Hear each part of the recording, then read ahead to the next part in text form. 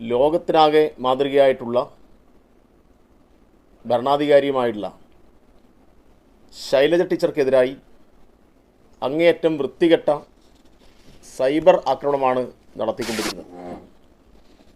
ഈ സൈബർ ആക്രമണം ഏതെങ്കിലും മുഖമില്ലാത്ത പേജുകളിൽ നിന്നല്ല, യൂത്ത് കോൺഗ്രസിൻ്റെ ഉത്തരവാദിത്തപ്പെട്ട പേജുകളിൽ നിന്നാണ് ഇത്തരം ആക്രമണങ്ങൾ നിരന്തരം വന്നുകൊണ്ടിരിക്കുന്നത്. ശൈലജ ടീച്ചർ അവിടെ ഒരാളെയും വ്യക്തിപരമായി ആക്ഷേപിച്ച് എന്തെങ്കിലും തരത്തിലുള്ള ഒരു പ്രചരണത്തിന് നേതൃത്വം കൊടുത്തിട്ടില്ല.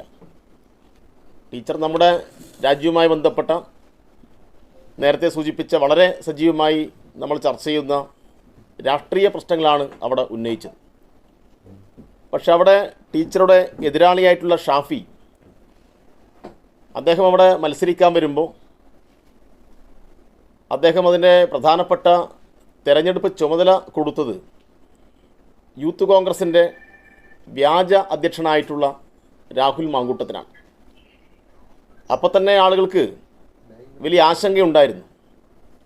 കാരണം വ്യാജ ഐഡൻറ്റിറ്റി കാർഡ് ഉണ്ടാക്കുന്നതിൽ പ്രത്യേക പ്രാഗൽഭ്യം തെളിയിച്ചതിൻ്റെ ഭാഗമായിട്ടാണ് ഇയാൾ അധ്യക്ഷനായി വന്നത് എന്ന് യൂത്ത് കോൺഗ്രസിൻ്റെ അണികൾ തന്നെ വിശ്വസിക്കുകയും അതുമായി ബന്ധപ്പെട്ട നിരവധി പരാതികൾ അവർ കൊടുക്കുകയും ചെയ്ത അനുഭവം ഉണ്ടായി. അപ്പോൾ ഇവരെല്ലാം ചേർന്ന് ടീച്ചർക്കെതിരായി വ്യക്തിപരമായ ആക്ഷേപങ്ങൾ തുടർച്ചയായി പടർത്തി വിടുകയാണ്. എല്ലാ കാര്യങ്ങളും ഇവിടെ പറയാൻ വേണ്ടി പോലും കഴിയില്ല. ഇതിപ്പോൾ യൂത്ത് കോൺഗ്രസിൻ്റെ ജില്ലാ സെക്രട്ടറി, കണ്ണൂർ ജില്ലാ സെക്രട്ടറി ആയിട്ടുള്ള ഒരാളുടെ കമൻ്റാണ്. ഷോബിൻ തോമസ് എന്നാണ് അദ്ദേഹത്തിൻ്റെ പേര്. ഇതിപ്പോൾ ഷാഫി പറമ്പലിൻ്റെ കൂടെയും രാഹുൽ മാങ്കൂട്ടത്തിൻ്റെ എല്ലാം കൂടെ തോളോട് തോൾ ചേർന്ന് നിന്ന് സെൽഫി എടുത്ത ഒരു ചിത്രമാണ്. സെൽഫി കൊണ്ട് മാത്രമല്ല, അദ്ദേഹം യൂത്ത് കോൺഗ്രസിൻ്റെ ജില്ലാ സെക്രട്ടറിയും ഇപ്പോൾ നാഷണൽ കോർഡിനേറ്റർ കൂടിയാണ്.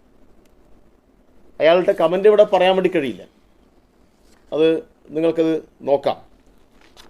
മറ്റൊന്ന്, ടീച്ചറുടെ ഇൻസ്റ്റാഗ്രാം പേജിന് താഴെയും മറ്റ് പല അക്കൗണ്ടുകളിൽ നിന്നും കേട്ടാലിറക്കുന്ന ഭാഷയിലാണ് തെറി വിളിച്ചിരിക്കുന്നത്.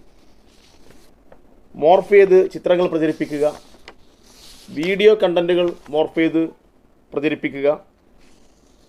നേരത്തെ ഒരു പ്രധാനപ്പെട്ട ചാനലിൽ തന്നെ ഇത് ഞങ്ങൾക്ക് തന്ന ഇൻ്റർവ്യൂവിലെ ഭാഗമല്ല, ഇത് മോർഫ് ചെയ്ത് എഡിറ്റ് ചെയ്ത് നിർമ്മിച്ചതാണ് എന്ന് പറയേണ്ടി വന്ന അനുഭവം ഇവിടെ ഉണ്ടായിട്ടുണ്ട്. അപ്പോൾ ഇത് യൂത്ത് കോൺഗ്രസിൻ്റെയും കോൺഗ്രസിൻ്റെ IT സെല്ലിൻ്റെയും അറിവോട് കൂടിയിട്ടാണ് ഈ കാര്യങ്ങളെല്ലാം നടന്നുകൊണ്ടിരിക്കുന്നത്. ഇതിൽ പ്രധാനമായി നേതൃത്വം കൊടുക്കുന്നത് വടകരയിലെ UDFൻ്റെ സ്ഥാനാർത്ഥി ഷാഫി പറമ്പിലും യൂത്ത് കോൺഗ്രസിൻ്റെ വ്യാജ അധ്യക്ഷനായിട്ടുള്ള രാഹുൽ മാങ്കൂട്ടവും ഈ കോൺഗ്രസിൻ്റെ IT സെല്ലിൻ്റെ തലവനായി അനിൽ ആൻ്റണി BJPയിൽ പോയതിനു ശേഷം അധികാരമേറ്റെടുത്ത സരിൻ ഉൾപ്പെടെയുള്ള ആളുകളാണ്. ഇവരെ കോൺഗ്രസ് സംരക്ഷിക്കുന്നില്ല എന്നാണ് ഇവരുടെ ചില നേതാക്കന്മാർ പറയുന്നത്. ഇവരെ കൃത്യമായും സംരക്ഷിക്കുന്നു എന്നതിൻ്റെ നമുക്ക് മുമ്പിലുള്ള തെളിവ് ഞാൻ പറയാം. നേരത്തെ തിരുവനന്തപുരത്ത് എബിൻ എന്ന് പറയുന്ന കോൺഗ്രസിൻ്റെ വാർഡ് പ്രസിഡന്റിനെ പോലീസ് അറസ്റ്റ് ചെയ്തു. എന്തായിരുന്നു അയാളുടെ പേരുള്ള കുറ്റം? അയാൾ DYFIയുടെ നേതാക്കന്മാരുടെ ഭാര്യമാരെ, DYFIയുടെ വനിതാ നേതാക്കന്മാരെയും പ്രവർത്തകരുടെയും ചിത്രങ്ങൾ, അന്തരിച്ചുപോയ പഴയ യുവജനക്ഷേമ ബോർഡ് വൈസ് ചെയർമാനും DYFI SFI നേതാവുമായിട്ടുള്ള സഖാവ് P. ബിജുവിൻ്റെ ഭാര്യ ഹർഷയുടെ ഫോട്ടോ, സഖാവ് കോടിയേരിയുടെ ഭാര്യയുടെ ഉൾപ്പെടെയുള്ള ഫോട്ടോ ഈ എബിൻ എന്ന് പറയുന്ന യൂത്ത് കോൺഗ്രസിൻ്റെ വാർഡ് പ്രസിഡന്റ് അയാൾ മോർഫ് ചെയ്ത് കോട്ടയം കുഞ്ഞച്ചൻ എന്ന് പറയുന്ന ഒരു പ്രത്യേക പേജുണ്ടാക്കി പ്രചരിപ്പിച്ചു.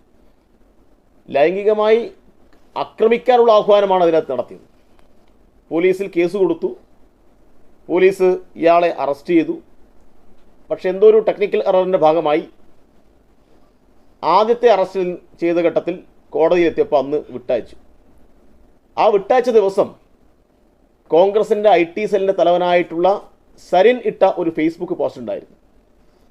ആ ഫേസ്ബുക്ക് പോസ്റ്റിൽ സരിൻ എഴുതിയത്, കേസിൽ നമുക്ക് വേണ്ടി ഹാജരായ advocate Rahmathulla, advocate Keerthana Joseph, advocate Surya Raghunath എന്നിവർക്കുള്ള പ്രത്യേക നന്ദിയാണ് രേഖപ്പെടുത്തിയത്.